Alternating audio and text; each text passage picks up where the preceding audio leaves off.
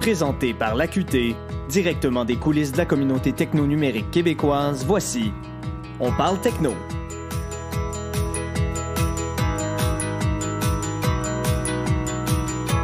Bienvenue à cette nouvelle édition d'On parle techno. Aujourd'hui, nous discutons stratégie marketing et intelligence artificielle. Dans quelle mesure les nouveaux outils d'IA comme ChatGPT peuvent-ils avoir un impact dans le domaine du marketing? Quels sont les nouveaux défis rencontrés par les spécialistes marketing B2B et quelles solutions peut-on envisager pour améliorer l'efficacité de ces stratégies? Pour en parler, je reçois Linda Saint-Arnaud, présidente d'Exo B2B, et Alain Thériault, associé et coach exécutif aussi chez Exo B2B. Bonjour à vous deux. Bonjour. Quelques mots de présentation. Linda, tu travailles dans le domaine du web et du numérique depuis 1995 et en 2002, tu as fondé déjà ta deuxième entreprise qu'on nomme Exo B2B, qui devient dans le fond la première firme spécialisée dans le marketing stratégique et opérationnel B2B. Tu as contribué à plusieurs lancements de produits et services tout en travaillant avec les équipes de R&D afin de t'assurer de l'alignement entre les besoins du marché et le produit et le service. Tu partages aussi ton expertise à titre de conférencière en entreprise et dans les multiples événements dédiés au marketing. Tu aides notamment les entreprises à devenir plus compétitives sur le marché national et international. Depuis l'automne de 2022, tu as expérimenté justement quelques façons d'intégrer des outils tels que le ChatGPT au processus marketing et vente. Alain Thériault, en 1994, vous obtenez un diplôme en marketing du MBA HEC, tu as plongé rapidement dans l'effervescence web. À titre de directeur du Centre d'entrepreneurship HEC Poly UDM, tu as aussi aidé pendant 20 ans étudiants et professeurs à se lancer en affaires. Pendant 20 ans, tu as aussi été un analyste aux émissions Circuit PME et Faisant ton affaire, puis chroniqueur au Journal de Montréal et dans de nombreux magazines spécialisés. Tu as aussi été un chargé de cours au HEC. En 2007, tu es devenu coach auprès de propriétaires d'entreprises en crise de croissance, ce qui t'a amené à faire partie de l'équipe des coachs de l'école d'entrepreneurship de Beauce avec les 4 premières cohortes. En 2015, suite à une intervention de coaching auprès d'Exo B2B, tu es devenu un collaborateur puis associé directement chez Exo avec Linda. Vous collaborez maintenant avec 4 accélérateurs d'entreprises montréalais à titre de formateur et de coach en commercialisation B2B. De façon générale, comment avez-vous vécu cette évolution quand on parle de stratégie marketing au cours des dernières années? Linda. Évidemment, ça a évolué beaucoup dans les dernières années pour différentes raisons. Le développement des technologies s'est accéléré. Comme tu disais, Marc, je suis dans le web depuis 95, donc depuis le tout début. Quand on a lancé Exo en 2002, on a déjà intégré les technologies de l'information et des communications, donc dans notre offre de service. On a toujours suivi la technologie de très près, mais il est vrai que là, ça s'accélère vraiment monstrueusement dans le sens que c'est difficile de suivre le rythme, même pour nous qui avons un niveau de connaissance puis peut-être de maturité avec les martech. Je parle pas de l'ensemble des technologies, mais du moins les technologies associées au marketing et aux ventes. En ce moment, c'est très difficile de suivre l'évolution technologique avec des outils comme ChatGPT, par exemple, parce que bon, on essaie de faire une veille là, hebdomadaire là-dessus de notre côté. Il y a de nouveaux outils qui sortent régulièrement et qui se spécialisent de plus en plus dans certains domaines du marketing. Donc, on parle beaucoup de ChatGPT, mais il y a évidemment d'autres outils qui sont encore plus spécialisés, par exemple, pour les gens qui font de la création de contenu comme tel. Sinon, au niveau de la stratégie, ça impacte, c'est-à-dire que ça nous donne beaucoup plus d'outils pour faire des analyses. Et deuxièmement, il y a tous les changements au niveau socio-démographique, l'arrivée des nouvelles générations dans les processus d'achat chez nos clients. Ça aussi, ça change la donne au niveau stratégique.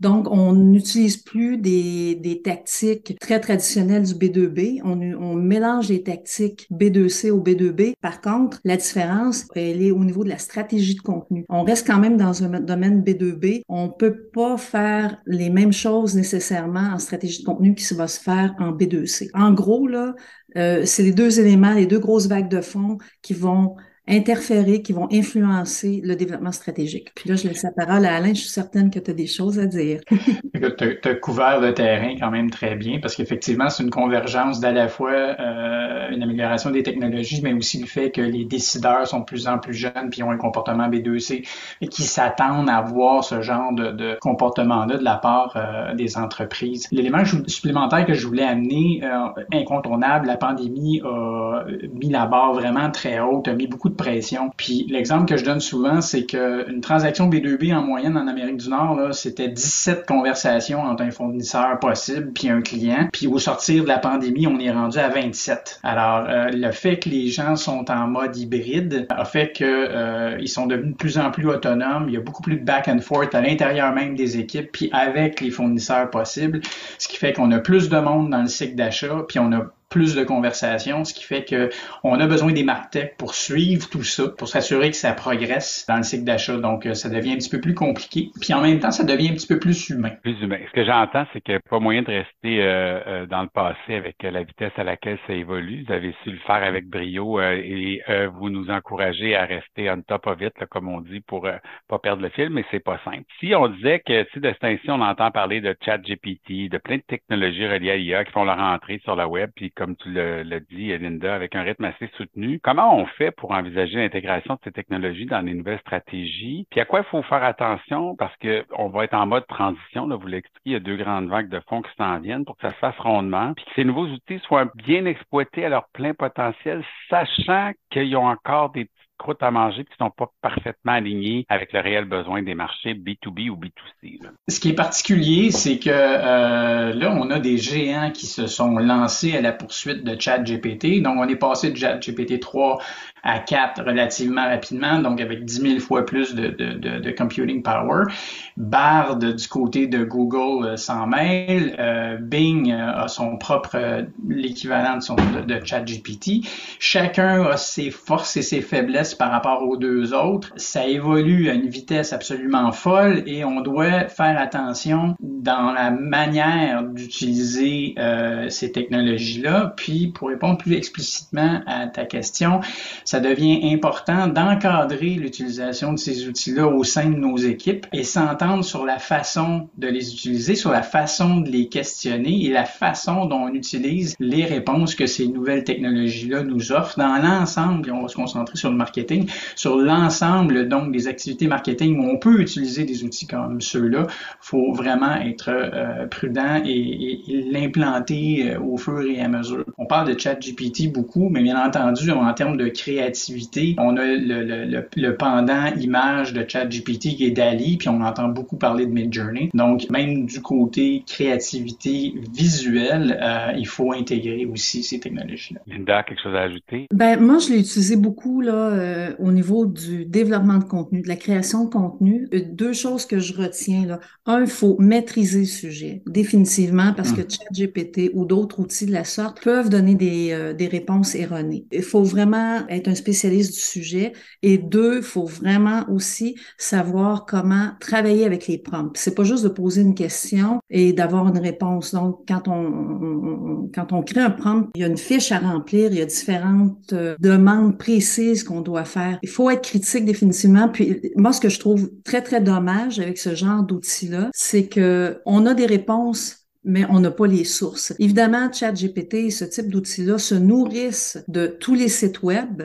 Évidemment, bon, ils passent pas à travers Google, mais ils vont se nourrir à travers tous les contenus du web. C'est clair qu'ils vont chercher des contenus chez des spécialistes, mais malheureusement, on n'a pas la source avec ChatGPT. De la façon dont moi je travaille, je vais faire des requêtes avec ChatGPT sur différents sujets, mais je vais les valider avec des recherches traditionnelles dans Google pour retracer ou enfin trouver des sources pour vraiment m'assurer que l'information qui m'est donnée, elle est fiable. Fait que je vais les valider sur des leaders d'opinion dans certains domaines, que ce soit pour nos clients ou pour nous. ChatGPT arrête à 2021, donc sa base de données d'apprentissage est sur des contenus 2021 et avant, donc 22, 23, en tout cas 22 et pas dans ChatGPT pour l'instant. Fait qu'on peut dire que c'est tellement 2021 ces contenus-là que des fois, il faut peut-être retourner en arrière.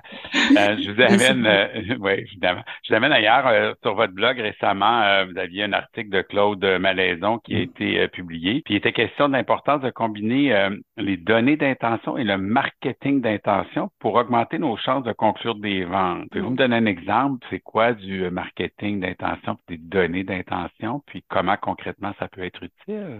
Ben, moi, je peux faire un petit bout sur le marketing d'intention, mais les données d'intention, c'est beaucoup plus du côté d'Alain. Pour faire clair, là, simple, le marketing d'intention, premièrement, il y a l'intention explicite. C'est la donnée qu'on va aller chercher à partir de laquelle des visiteurs ont rempli un formulaire, ont fait une demande spécifique. Donc, c'est très explicite. Et il y a les intentions implicites qui, elles, proviennent de sources comportementales. Donc, c'est général, mais on a quand même de très bonnes informations à partir de l'implicite. L'idée, c'est d'aller chercher des intentions, des données explicites. Bon, au niveau des formes comme telles, le marketing, on peut travailler au niveau des intentions informationnelles. Donc, je cherche une information quelconque sur le web.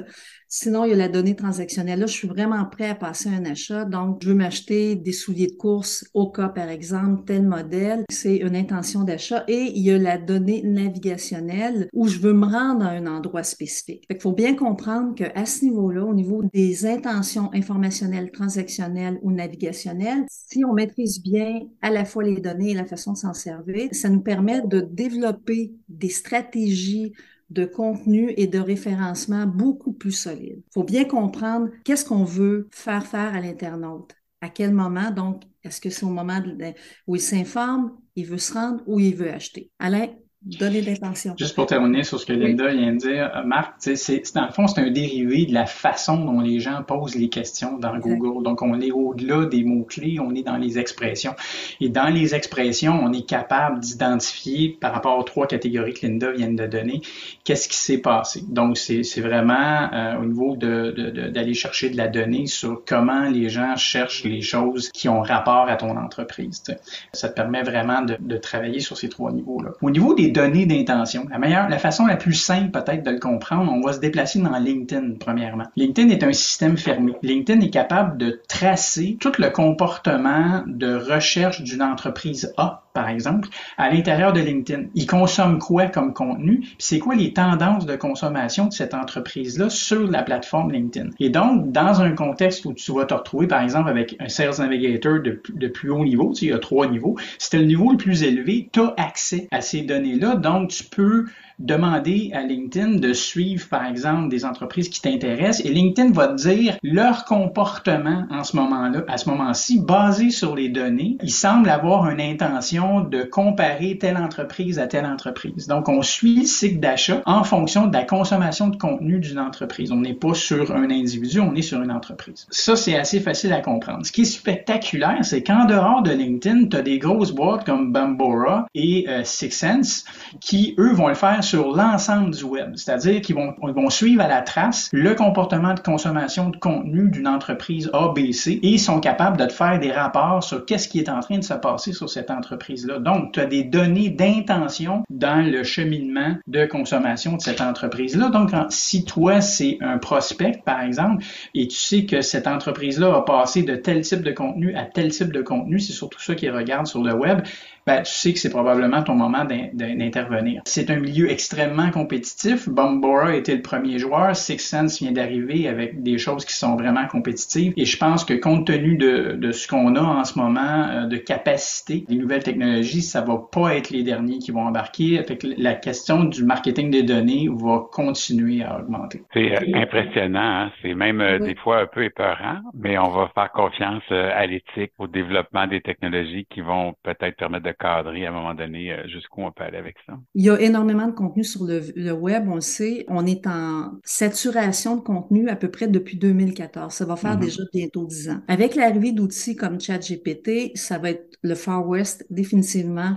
en termes de contenu. Les données d'intention, le marketing d'intention, surtout les données d'intention, peuvent vraiment aider les entreprises à combattre cette saturation de contenu-là et percer finalement, puis être capable d'aller chercher la bonne information pour définitivement pousser un contenu au bon moment au prospect dans le cycle d'achat. Mais tout ça est immense en même temps parce qu'il y a beaucoup d'interaction. Il y a définitivement aussi l'intégration de tous les outils parce qu'il y a énormément d'outils pour le marketing. D'intégrer tous ces outils avec l'écosystème que les entreprises ont déjà, c'est un défi de plus. Le défi est vraiment au niveau de l'intégration des technologies. On en a fait un objectif précis quand on a créé Exo. C'est vraiment l'alignement des ventes et du marketing. Et c'est encore plus vrai aujourd'hui. Pour réaliser les objectifs des entreprises, on croit que les données d'intention, marketing d'intention vont aider, mais encore faut-il qu'il y ait une très bonne intégration l'intégration des technologies. En terminant, parlez-nous donc un peu d'avenir. On a parlé des bémols quant à ChatGPT, par exemple, mais dans les prochaines années, on le sait qu'il y a plein de choses qui vont se passer. Qu'est-ce qui va être amélioré, puis quel changement qu'on va espérer positif entrevoyez-vous? Qu'est-ce qui sera proposé par l'IA pour les services marketing? Bonne question parce que ça va très vite. Puis, tu sais, on n'est pas des spécialistes de l'IA. On est des spécialistes d'utilisation d'outils et de données. Je reviens encore avec le grand enjeu d'intégration des données. À partir du moment où les entreprises vont être capables d'intégrer, parce que c'est le fun, on a plein d'outils à gauche, à droite, mais ils servent à pas grand-chose, à part nous donner un petit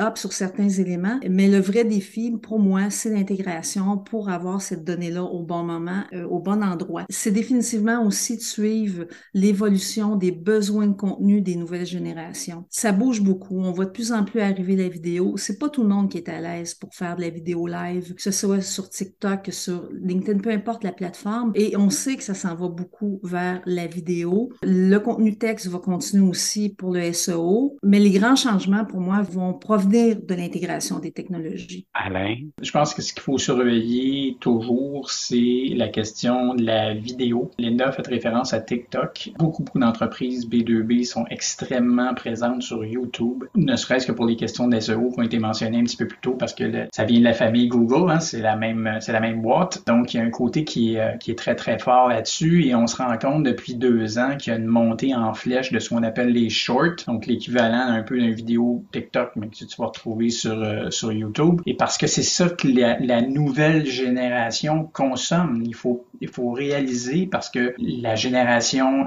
Y représente 50 à 60% des preneurs de décision en marketing B2B parce que c'est vraiment notre table et que ces jeunes-là consomment de la vidéo et consomment de la vidéo courte. C'est un élément qui est important. Maintenant, ce genre de vidéo-là, et là, je vais faire un retour sur ChatGPT, les outils reliés à l'intelligence artificielle de ce type-là permettent de créer des contenus extrêmement rapidement, créer des contenus vidéo, photos, texte à échelle, donc pour revenir sur la question de la surcharge d'informations en ligne.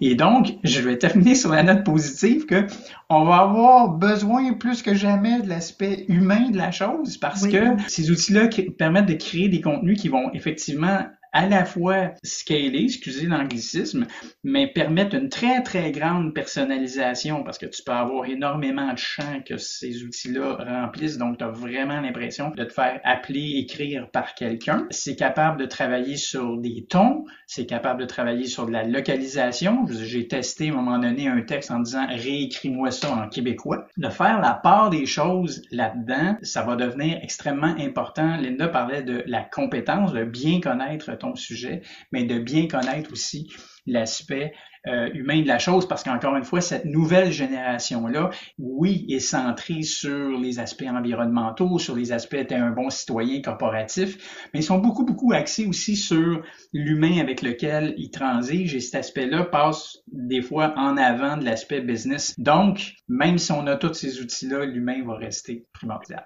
C'est génial comme mot de la fin. C'est excitant aussi ce qui s'en vient. Je pense que pour l'univers du marketing, vente et des technologies, c'est la place à être pour les prochaines années. Là. C'est là que ça va évoluer à vitesse grand V, puis ça va être hyper intéressant. Linda, Alain, je sais pas comment vous dire merci parce que c'était vraiment complet et on a réussi à avoir de belles discussions. Puis je vous dirais que ça va être un rain check pour une prochaine parce qu'on n'a pas été encore au bout de la chose, je pense. Merci d'avoir partagé votre expertise et vos réflexions. À vous qui nous écoutez, n'hésitez pas à partager ce podcast et à nous dire ce que vous en avez pensé sur nos réseaux sociaux. Abonnez-vous à nos communications pour ne rien manquer de la programmation et des activités offertes par l'AQT et pour y retrouver les nouvelles marquantes de l'industrie. On se retrouve bientôt pour une nouvelle édition de On parle techno.